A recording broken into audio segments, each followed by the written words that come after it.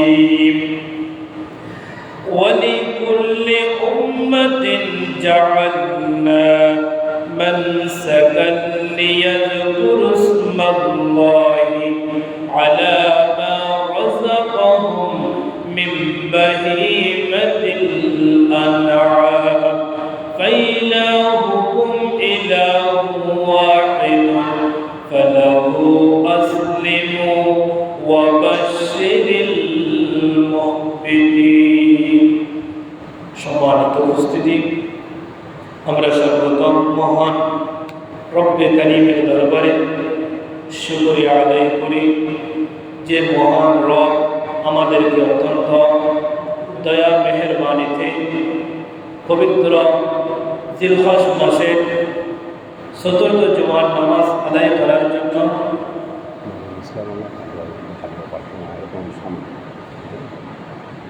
আমাদেরকে প্রত্যেকে সুস্থ শরীরে মসজিদে আসার বসার, আল্লাহর করে আসার পর আমাদেরকে বসার যে তৌফিক দান করেছে, সেজন্য রব্বে কারীমের দরবারে দিল ভরে মন ভরে শুকরিয়া আদায় করি। সবাই বলি আলহামদুলিল্লাহ। আজকে মাহে জিলকদ মাসের চতুর্থ জুমা। আমি আপনাদের সামনে সূরা হজ্জের 34 নম্বর আয়াত তেলাওয়াত করছি। যদি মহান রব আমাকে দয়া করে ইনশাআল্লাহ এই কোরআনের আয়াতের সার সম্পর্কে কোরআন এবং হাদিসের সমন্বয়ে কয়েকটা কথা বলার চেষ্টা করব। ওমা তৌফিক ইল্লা বিল্লাহ। আমি আপনাদের সামনে এসে করে বলেন ওয়ালিকুল্লি উম্মাতিন জাআলনা মানসাকান। আল্লাহ বলেন আমি প্রত্যেক উম্মতের জন্য মানসাকান, আমি কুরবানি নির্ধারণ করেছি। তাহলে এই মাহে জিলকদ মাস এর শেষে জিলহজ আমাদের কুরবানির মাস।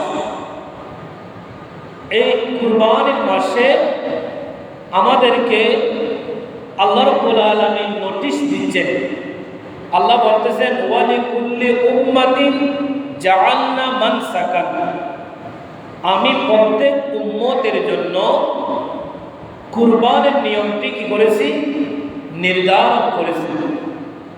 কুরবানি কি দিয়ে করব সেটা আল্লাহ বলে দিচ্ছেন লিয়াযকুরু ইসমাল্লাহি আলা মা রাযাকাহুম মিন বাহিমাতিল আনআম। আল্লাহ বলেন যাতে তারা আমি আল্লাহর দেওয়া চতুষ্পদ জন্তু দ্বারা কুরবানি করার সময় লিয়াযকুরু ইসমাল্লাহ, আমি আল্লাহর নাম কি করে স্মরণ করো। আমরা যারা মুসলমানদের কোনো আল্লাহ হালাল পশু যা আমাদের জন্য আল্লাহ হালাল করেছেন, ওই পশুগুলো জবে করার সময় কি করতে হবে, আল্লাহর নাম স্মরণ করতে হবে। কেউ যদি আল্লাহর নাম বাদ দিয়ে অন্য কারো নামে যদি গরু, মহিষ, ছাগল, ভেড়া, উট এভাবে যদি জবে করে, তাহলে ওই পশুগুলা মুসলমানের জন্য খাওয়া হারাম। সেজন্য আল্লাহ বলেন আমি তোমাদেরকে যে চতুষ্পদ জন্তু যা হালাল প্রাণী আমি দিয়েছি, লিয়াযকুরু ইসমাল্লাহ, ওই কুরবানির মাধ্যমে আল্লাহ এক, আল্লাহর কোনো কি নাই, শরীক নাই, দ্বিতীয় কোনো প্রভু নাই। সেজন্য আল্লাহ বলেন ফাইলাহুকুম ইলাহুন ওয়াহিদ, অতএব তোমাদের একমাত্র ইলাহ। কারণ অন্যান্য যারা উপজাতি রয়েছে, হিন্দু, বৌদ্ধ, খ্রিস্টান যারা রয়েছে, তাদের অনেক রব রয়েছে, অনেক তাদের কি রয়েছে, মূর্তি রয়েছে। কিন্তু যারা মুসলমান তাদের রব হলো ফাইলাহুকুম ইলাহুন ওয়াহিদ। আল্লাহ বলেন তোমাদের রব হলো একমাত্র ইলাহ। তাহলে যে তোমাদের রব তোমাদেরকে দয়া মেহেরবানিতে যে পশুগুলা তোমাদের জন্য হালাল করেছেন, ওই পশু জবের মাধ্যমে দিয়ে আমি আল্লাহর নাম কি করো, স্মরণ করো। আল্লাহর সাথে সাথে যারা আল্লাহর নাম জপে করে, স্মরণ করে, তাদেরকে আল্লাহ বলেন ফালাহু আসলিমু। সুতরাং যে আল্লাহ অত্যন্ত দয়া মেহেরবানিতে আমাদের না চাওয়াতে, আমাদের না বলাতে, যে আল্লাহ আমাদেরকে এমন পশু দিয়ে আমাদেরকে হালাল করেছেন, ফালাহু আসলিমু, সুতরাং তোমরা তারই নিকট আত্মসমর্পণ করো। তাহলে আত্মসমর্পণ মানে তারই ইবাদত করো। আল্লাহ যে আমাদেরকে এত কিছু দিয়েছেন না চাওয়াতে, না বলাতে, তাহলে আল্লাহ যে আমাদেরকে দিয়েছেন, তাহলে আমাদের করণীয় কি হবে? আমাদের করণীয় হবে কি? তারই নিকট আত্মসমর্পণ করা, তারই গোলামি করা। আর যারা তারই কি করে, গোলামি করে, আল্লাহ বলেন ওয়াবাশশিরিল, ও হাবিব আপনি তাদেরকে সুসংবাদ দিন। কাদেরকে?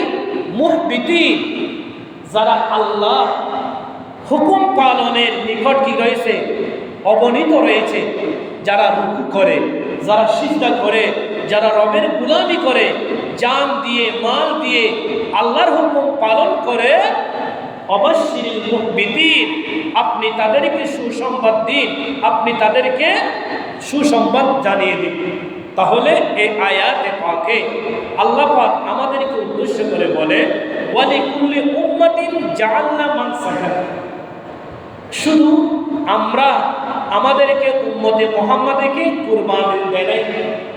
উম্মাতিন ওয়ালিকুল্লি, প্রত্যেক উম্মাতিন, প্রত্যেক উম্মত, নবীর উম্মতদেরকে আল্লাহ কি দিয়েছেন? কুরবানির নিয়ম নির্ধারণ করেছেন। তাহলে এই আলোচ্য আয়াতের মধ্যে আল্লাহ পাক এই কুরবানিকে উম্মতে মুহাম্মাদের জন্য একটা নোটিশ দিয়েছেন। আল্লাহ বলছেন, হে আমার বান্দা বান্দানীরা, আমি তোমাদের জন্য শুধু এই কুরবানি দিই নাই, তোমাদের পূর্ববর্তী যারা ছিল তাদেরকেও আমি এই কুরবানের নিয়ম কি করে দিয়েছি? নির্ধারণ করে দিয়েছি। তবে বাবা আদম থেকে আমাদের নবীর আগমন পর্যন্ত, আমাদের নবী পর্যন্ত যে সমস্ত আল্লাহর বান্দা বান্দানীরা কুরবানি করেছে, তাদের মধ্যে থেকে সমস্ত কুরবানির প্রেক্ষিতে হযরত ইব্রাহিম আলাইহিস সালামের কুরবানি ছিল আল্লাহর কাছে একদম ব্যতিক্রমী কুরবানি। অন্যান্য নবীর উম্মতরা, অন্যান্য নবীরাও কুরবানি করেছে, ঠিক আছে, কিন্তু সমস্ত কুরবানির মধ্যে যার প্রেম, যার ভালোবাসা, যার আল্লাহর প্রতি অনুনয় বিনয় ছিল, তার মধ্যে হযরত ইব্রাহিম আলাইহিস সালামের কুরবানি ছিল তার মধ্যে ব্যতিক্রম। যে কুরবানি করে হযরত ইব্রাহিম আলাইহিস সালাম খলিলুল্লাহ নাম উপাধি পেয়েছেন। ইব্রাহিমের নাম ছিল ইব্রাহিম, কিন্তু তিনি আল্লাহর রাহে, আল্লাহর প্রেমে, আল্লাহর সান্নিধ্য লাভে যখন তিনি কুরবানি করেছেন আল্লাহর কথা মতো, তখন তার নাম উপাধি পেয়ে কি হয়ে গেল? ইব্রাহিম খলিলুল্লাহ। তাহলে এই ইব্রাহিম খলিলুল্লাহ উপাধি পাওয়ার কারণ কি? সমস্ত নবীরা কুরবানি করেছে, সমস্ত নবীর উম্মতরা কুরবানি করেছে, কিন্তু তার মধ্যে এক নম্বরের কুরবানি যিনি করেছেন তার নাম হলো ইব্রাহিম আলাইহিস সালাম। যে নিজের পুত্র, নিজের সন্তানকে আল্লাহর জন্য কুরবানি করে, আল্লাহর প্রেমকে, আল্লাহর সান্নিধ্য পাওয়ার জন্য যে নিজ পুত্রকে কুরবানি করেছেন। এবং শিশু ইসমাঈল আলাইহিস সালাম কেমন ছেলে ছিলেন, তিনি নিজেও আল্লাহর জন্য কুরবানি দিতে, নিজের গর্দানকে আল্লাহর জন্য ফেলে দিতে তিনি দ্বিধাবোধ করলেন না। সেজন্য আল্লাহ বলে, আমি ইব্রাহিম আলাইহিস সালাম এবং ইসমাঈল আলাইহিস সালামের এই দুইজনের সিলসিলা, এই দুইজনের মিল্লাতকে আমি কিয়ামত পর্যন্ত পৃথিবীর মধ্যে যত উম্মত আসবে সমস্ত নবীর জন্য এই মাহে জিলহজ মাস আসলে তাদের উপর কুরবানি করা আমি ওয়াজিব করে দিয়েছি। সবাই বলেন সুবহানাল্লাহ। তাহলে সমস্ত উম্মতদের জন্য এই কুরবানি আল্লাহ ওয়াজিব করেছেন। আল্লাহ এই প্রসঙ্গে হযরত ইব্রাহিম আলাইহিস সালাম জীবনের প্রায় অধিকাংশ সময়, যার কোনো সন্তান ছিল না, নিঃসন্তান অবস্থায় ছিলেন, যার বয়স হযরত ইব্রাহিম আলাইহিস সালামের বয়স যখন ৮৬ বছর, হযরত ইব্রাহিম আলাইহিস সালামের বয়স যখন ৮৬ বছর, তখন তিনি আল্লাহর দরবারে ফরিয়াদ করলেন। আল্লাহর দরবারে কি বললেন? রব্বি হাবলি মিনাস সালিহিন। আল্লাহকে বললেন, ওগো আল্লাহ, আপনি আমাকে একজন নেককার সালিহিন সন্তান দান করো। কয় বছর বয়সে? ৮৬ বছর বয়স। কিন্তু আমাদের মধ্যে ৪০-৫০ পার হয়ে গেলে আর কোনো সন্তান নেওয়ার কোনো কি হয় না, সুযোগ হয় না। ৬০-৭০ বছর পার হয়ে গেলে ডাক্তারে এমনি কি করে দেয়, নিষেধ করে দেয়। কিন্তু হযরত ইব্রাহিম আলাইহিস সালাম বয়স যখন ৮৬ বছর, তখন তিনি আল্লাহর দরবারে দোয়া করলেন, রব্বি হাবলি মিনাস সালিহিন, হে প্রভু, আপনি আমাকে একজন নেককার সালিহিন সন্তান দান করুন। আল্লাহ বললেন, আমার খলিল যখন আমার কাছে দোয়া করেছে, আমি তো ওই দোয়া কবুল না করে পারি না। আল্লাহ সাথে সাথে আয়াত নাজিল করে জানিয়ে দিলেন, ফাবাশশারনাহু বিগুলামিন হালিম। হে ইব্রাহিম, আমি তোমাকে এমন একজন সন্তান দান করব, সন্তান দেব, যে ফাবাশশারনাহু বিগুলামিন হালিম। এখানে বিগুলামিন, ফাবাশশারনাহু বিগুলামিন হালিম দ্বারা উদ্দেশ্য হলো, আমি তোমাকে এমন একজন সন্তান দান করব, দুনিয়ার মধ্যে তার মতো সন্তান কোনো গ্রামে, শহরে, কোনো দেশের মধ্যেও খুঁজে পাওয়া যাবে না। এমন একজন সন্তান হযরত ইব্রাহিম আলাইহিস সালামকে আল্লাহ পাক দান করলেন। যখন ওই ইসমাঈল আলাইহিস সালাম আল্লাহর পক্ষ থেকে দোয়ার মাধ্যমে যে সন্তান আল্লাহ দান করেছে, ওই সন্তান যখন দুনিয়ার মধ্যে আসছিল, তার বয়স যখন হযরত ইব্রাহিম আলাইহিস সালামের বয়স যখন ১২০ বছর, তখন ছেলের বয়স হলো, মুফাসসিরিন কেরাম বলেন ১৩ বছর ৭ বছর।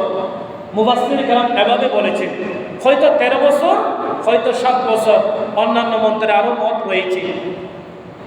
আল্লাহ সাথে সাথে ইব্রাহিম আলাইহিস সালামকে স্বপ্নের মধ্যে এমন একটি স্বপ্ন দেখালেন, ফালাম্মা বালাগা মাআহু সায়া, ৭ বছর অথবা ১৩ বছর সন্তান, বাবার সাথে চলাফেরা করার বয়স হওয়ার কথা। যখন ইব্রাহিম আলাইহিস সালামের সাথে ইসমাঈল আলাইহিস সালাম যখন বাজারে যেদিক সেদিক যায়, বৃদ্ধ বয়সে সন্তান পাওয়া একটা আনন্দের বিষয়। ইব্রাহিম আলাইহিস সালাম সন্তানের প্রতি অনেক খুশি, যেখানে যায় সেখানে ইব্রাহিম আলাইহিস সালাম সন্তানকে নিয়ে নিয়ে যায়। আল্লাহ বলতেছেন, হে ইব্রাহিম, ফাউজুর মাযা তারা, এখন তোমার মত কি? আমি তো স্বপ্নের মধ্যে স্বপ্নে দেখেছি, ঘুমের মধ্যে স্বপ্নে দেখেছি আমি তোমাকে জবে করতেছি। ফাউজুর মাযা তারা, এখন তোমার হুকুম কি? আমি কি এখন তোমাকে জবে করব নাকি জবে সন্তান? কি বাবা উত্তর দিচ্ছে দেখেন। তিনি বলতেছেন, হে বাবা, আপনি যখন আমাকে জবে করবেন, আমাকে কুরবানি দিবেন, সাতাজিদুনি ইনশাআল্লাহু মিনাস সাবিরিন, ইনশাআল্লাহ আপনি আমাকে সবরকারীদের মধ্যে পাবেন। তিনি এই কথা বলেন নাই আপনি আমাকে সবরকারী পাবেন, বলেন নাই। কেন? মুফাসসিরিন কেরাম বলেন, পৃথিবীর মধ্যে অসংখ্য অগণিত দুনিয়ার মধ্যে আল্লাহর বান্দা বান্দি রয়েছে, তারাও সবর করেছে, আমি একমাত্র সবরকারী নই। পৃথিবীর মধ্যে আরো যত সবরকারী রয়েছে, আমিও তাদের মধ্যে একজন। হে বাবা, আপনি আমাকে জবে করুন, কুরবানি করুন, কিন্তু আপনি আমাকে কি পাবেন না? বেসবর পাবেন না, আপনি আমাকে সবরকারী পাবেন। আপনি যখন আমাকে জবে করবেন, কুরবানি করবেন, আমি তখন এক মুহূর্ত আপনার সাথে বেয়াদবি করব না, আপনার সাথে অমনোযোগী হব না। আপনি যেভাবে জবে করতে চাইবেন, আমি সেইভাবে জব হব। সাথে সাথে আল্লাহ বলতেছেন ফালাম্মা আসলামা ওয়া তাল্লাহু লিল জাবিন। যখন হযরত ইব্রাহিম আলাইহিস সালাম এবং ইসমাঈল আলাইহিস সালাম যখন তারা দুইজনের মত একমত হয়ে যখন ছেলেকে জবে করার জন্য প্রস্তুত হলেন, তখন সন্তান বলল, হে বাবা, আপনি তো আমাকে জবে করবেন, ঠিক আছে, জবে করার আগে আপনাকে কিছু কথা বলতে চাই। আপনি আমাকে জবে করার আগে আমার হাত পা গুলা আপনি ভালো করে বেঁধে নিন, আর আপনার কাপড় সুপড় আপনি ভালো করে বেঁধে নিন। কেন? কারণ কি, আপনি যদি আমাকে হাত পা যদি ভালো করে না বাঁধেন, হয়তো আমি মৃত্যুর যন্ত্রণায় ছটফট করব। কারণ মৃত্যু বড় কঠিন।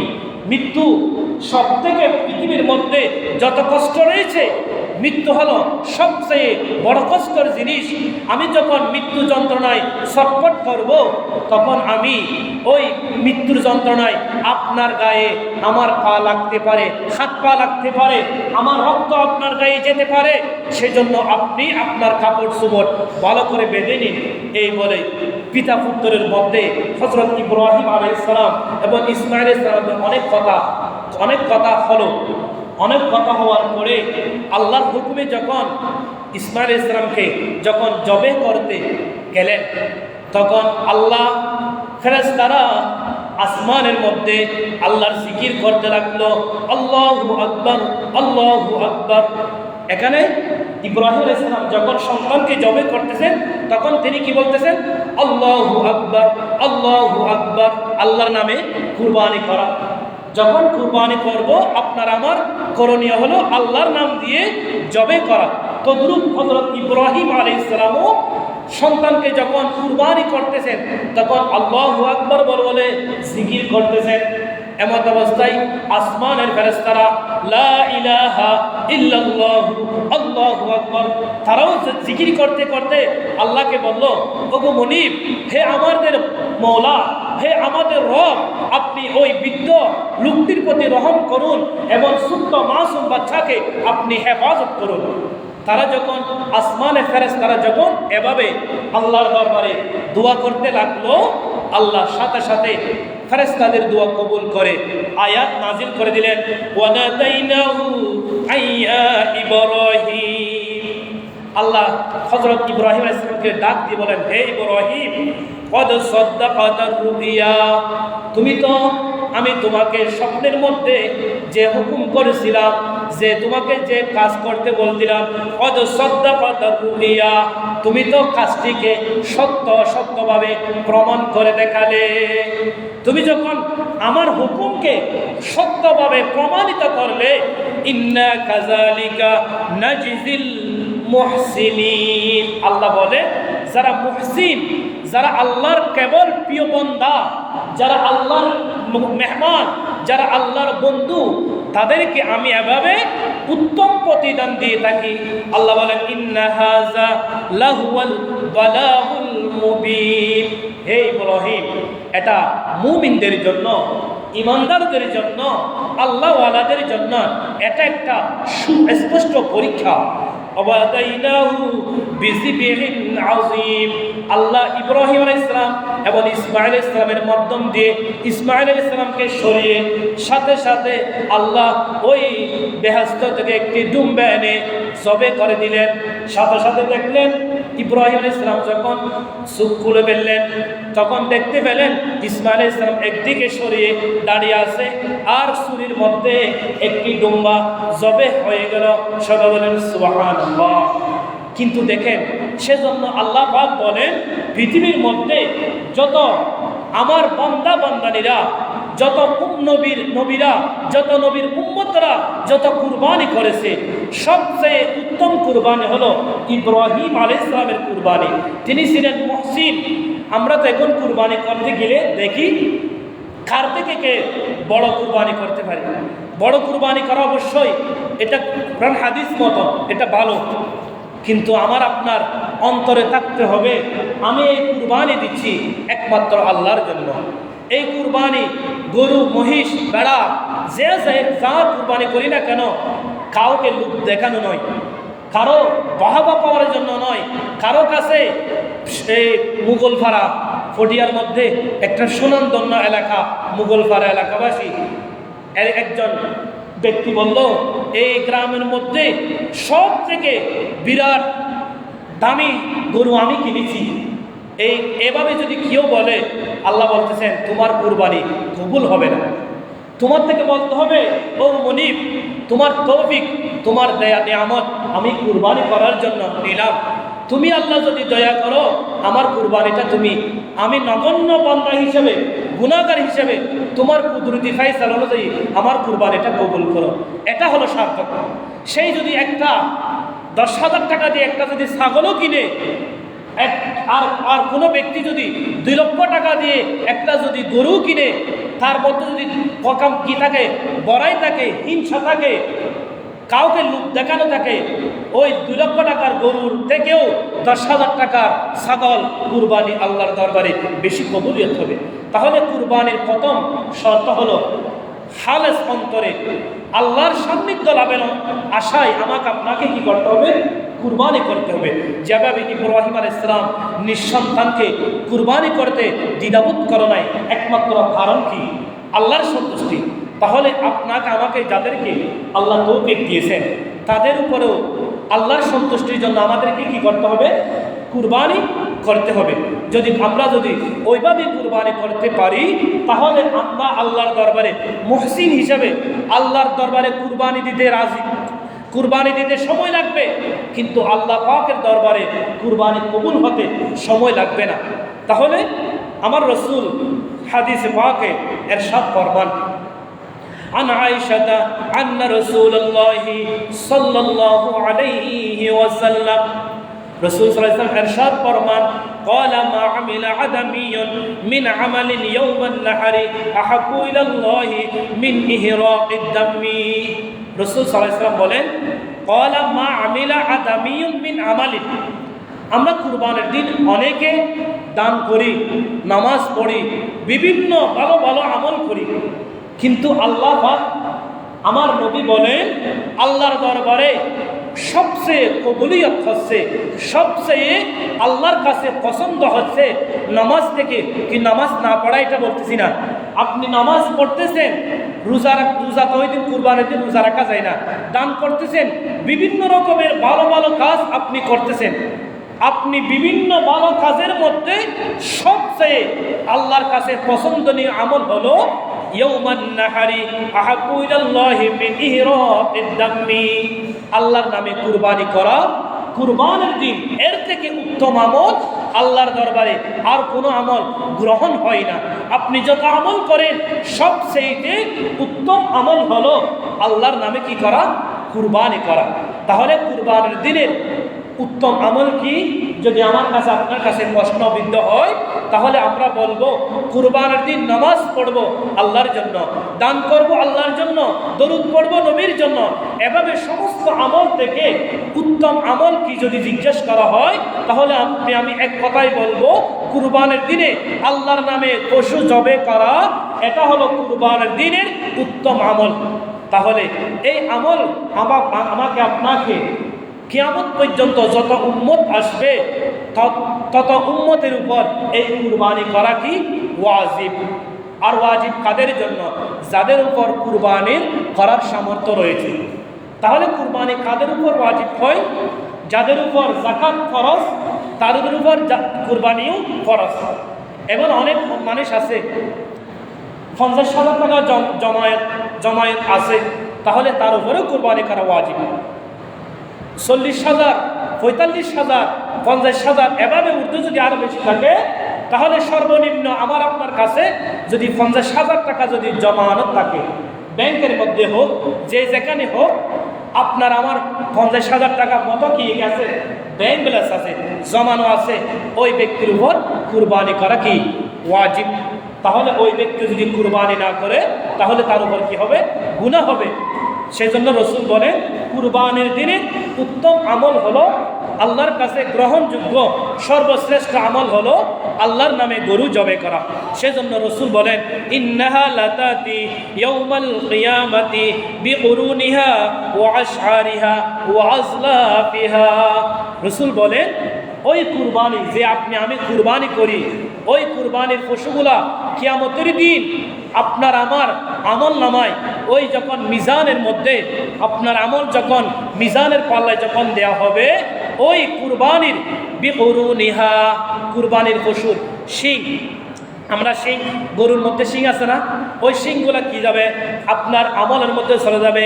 ও আশারিহা, ওই গরুর মধ্যে যে পশম রয়েছে ওই পশমগুলা আপনার আমলের মধ্যে ওজন করা হবে। ও আজলা বিহা, যে রক্ত মাংস হাড্ডি যে একটা গরুর মধ্যে, একটা মহিষের মধ্যে, একটা ছাগলের মধ্যে যতখানি তার শরীরের মধ্যে যত অঙ্গ প্রত্যঙ্গ রয়েছে, আল্লাহ রসুল বলেন কিয়ামতের দিন ওইগুলা উম্মতে মুহাম্মাদের উপর যারা আল্লাহর নামে কুরবানি করেছে, আল্লাহর সন্তুষ্টির জন্য কুরবানি করেছে, কিয়ামতের দিন ওই গরুর মাংস, ওই গরুর রক্ত, ওই গরুর হাড্ডি, সমস্ত অঙ্গ প্রত্যঙ্গ কুরবানি দাদার আমল নামায় আল্লাহ পাক কি করে দিবেন, হাজির করে দিবেন। শুধু তাই নয়, আমার রাসূল বলেন ও আন্নাদ দামা লা ইউকাউ মিনাল্লাহি বিমাকানিন ক্বাবালা আন ইয়াকা, যখন কুরবানি দাতার যে আপনি আমি যে কুরবানি করতেছি, আপনার আমার কুরবানি কখন কবুল হয়ে যায় দেখেন, যখন আপনি আমি যখন আল্লাহু আকবার বলে যখন ছুরি দিতে দেরি হয়, রক্তগুলো মাটিতে পড়তে দেরি হয় না, আল্লাহ রাসূল বলেন আইয়ুকা মিনাল আরদি, ওই রক্তগুলা আল্লাহর দরবারে এসে আল্লাহর দরবারে গিয়ে পৌঁছে যায়। আমার রাসূল বলেন সেই জন্য ফায়ুতি বুইহা নাফসান, হে আমার উম্মত নারানারীরা, তোমরা আনন্দ চিত্তে আল্লাহর হুকুমকে কি করো, পালন করো। তোমরা কুরবানি করতে কি করিও না, একটু হিসামিশি করিও না, চিন্তা করিও না, তোমরা আনন্দ চিত্তে আল্লাহর সান্নিধ্য পাওয়ার লাভের আশায় ফায়ুতি বিহা নাফসান, তোমরা আনন্দ চিত্তে খুশি মনে আল্লাহর জন্য কি করো, কুরবানি করো। আর যারা কুরবানি করে না তাদের প্রসঙ্গে রাসূল কি বলেন, قال رسول الله صلى الله عليه وسلم, রাসূল বলেন মান কানা লাহু সাআতুন ওয়া লাম ইউদহা, রাসূল বলেন যে ব্যক্তির উপর সামর্থ্য রয়েছে কুরবানির পশু জবে করার টাকা রয়েছে, ধন সম্পদ রয়েছে, কিন্তু ওয়ালাম ইউদহা, কিন্তু সেই ব্যক্তি আল্লাহর নামে কুরবানি করলো না, রাসূল বলেন ফালা ইয়াকরাবান্না মুসাল্লানা, সেই ব্যক্তি যেন ঈদগাহে কুরবানের দিন আমরা যে নামাজ পড়তে আসি, রাসূল বলেন হে উম্মতরা, আমরা আল্লাহ পাক যাদেরকে কুরবানি করার সামর্থ্য দিয়েছেন, ওই কুরবানি করার সামর্থ্য থাকা সত্ত্বেও যারা কুরবানি করে না তারা যেন আমাদের ঈদগাহে নামাজি বান্দা বনে নামাজ পড়তে না আসে। তাহলে এটা যদি ওয়াজিব না হতো, আল্লাহর কাছে যদি গুনাহগার না হতো, তাহলে যেই নবী উম্মতি বলে কানের, ওই নবী আমাদেরকে বদদুয়া স্বরূপ বলতেছেন ওই উম্মতরা যেন ওই কমবক্ত নালায়েক যাদের উপর কুরবানি ফরজ হয়েছে, কুরবানি করার সামর্থ্য থাকা সত্ত্বেও যারা কুরবানি করলো না তারা আমাদের ঈদগাহে না আসে। এটা একমাত্র কাদের জন্য বলছেন, যাদের উপর ওয়াজিব হয়েছে। আর যাদের উপর ওয়াজিব হয় নাই তাদের উপর তো কোনো সমস্যা নেই, কিন্তু ওয়াজিব হওয়ার পরেও যারা কুরবানি করলো না, আমার রাসূল কি বলে, তারা যেন মুসল্লি বান্দা বনে, আল্লাহর বান্দা বনে, তারা যেন ঈদগাহে না আসে। তাহলে আল্লাহ নবীর এই গজব থেকে, এই বদদুয়া থেকে আমাদেরকে আপনাকে যদি বাঁচতে হয়, তাহলে আল্লাহর হুকুম ওয়ালিকুল্লি উম্মাতিন জাআলনা মানসাকান, কাল থেকে দুনিয়ার শুরু থেকে উম্মতি মুহাম্মাদি পর্যন্ত আমি কুরবানি করা কি করে দিয়েছি, নিয়ম জারি করে দিয়েছি। তাহলে আল্লাহর হুকুম হলো কুরবানি দাও, আর রাসূলের হুকুম হলো কুরবানি দিয়ে তোমরা ঈদগাহে আসো। তাহলে আল্লাহ এবং নবীর কথা মতো আল্লাহ যেন আমাদেরকে কুরবানি করার যে হুকুম জারি করেছেন সেই হুকুম মতো যেন আমরা কুরবানি করতে পারি। আল্লাহ পাক আমাদেরকে তৌফিক দান করুক। ওয়া আখিরু দাওয়ানা আলহামদুলিল্লাহ। যারা সুন্নাত পড়েন না সুন্নাত পড়েন।